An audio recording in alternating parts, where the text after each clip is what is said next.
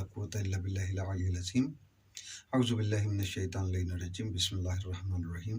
رب یسر ولا تعسر وتمم بالخیر فبسم اللہ الرحمن الرحیم ولتکن منکم امۃ یدعون الی الخیر ویأمرون بالمعروف وینہون عن المنکر واولئک هم المفلحون۔ عزیزان گرامی قدر، اللہ تعالیٰ سورہ آل عمران میں ارشاد فرما رہا ہے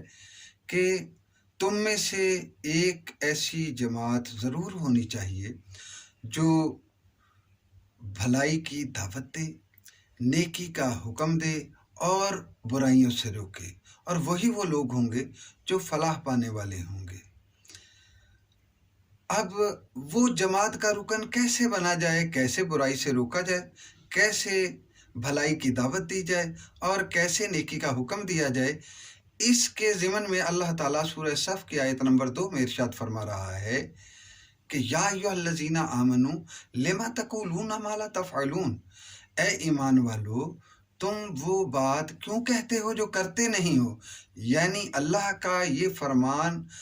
کرنے کا مقصد یہ ہے کہ آدمی کا ہر قول اس کے فعل کی تصدیق ہونا چاہیے۔ یعنی آدمی اگر نیکی کرنا چاہتا ہے پہلے خود نیکی کرے، پھر نیکی کا حکم دے،